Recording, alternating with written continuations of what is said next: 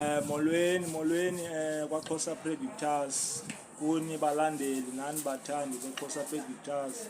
Namhlanje ke sizawuthi qabaqaba njengamafu asizube sichitha xesha. Namhlanje sawuqala ngeSpain La Liga. iSpain La Liga iVillarreal idlala neEspanyol.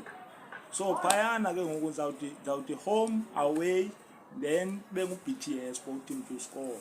Sigqithe siye e-England EPL. E-England i-Everton ne-Newcastle home and away also BTS. Then siye e-England nakhona eSouthampton home and away plus BTS. Then siye e-Italy Italian Cup i-Fiorentina idlala ne-Cremonese. City home away and BTS also. Sigqibele e-England i-EPL siye pha ku-Tottenham Hotspur ne-Manchester United City home and away plus BTS.